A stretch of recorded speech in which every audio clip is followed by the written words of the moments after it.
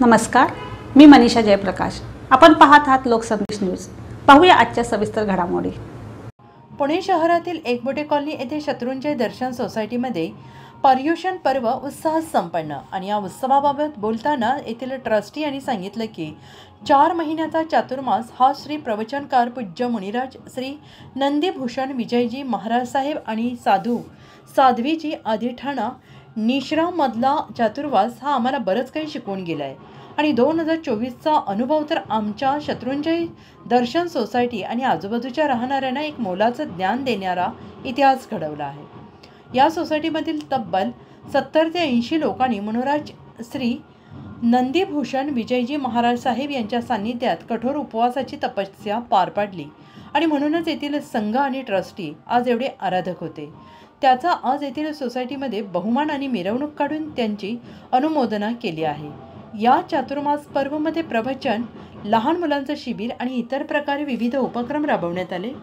संघाच्या वतीनं माननीय ट्रस्टीगण श्री भेरुमल राठोड, हितेश बापना, जितेश ओसवाल, खेमचंद ओसवाल आणि सर्व ट्रस्टींनी या पर्युषण कालात या कार्यक्रमात बोलचालमध्ये अथवा वर्तनात काही चूकभूल झाली असेल तर संघाच्या वतीनं मिच्छामिदुक्कडम म्हणजे समाज बांधवांची माफी मागितली आहे।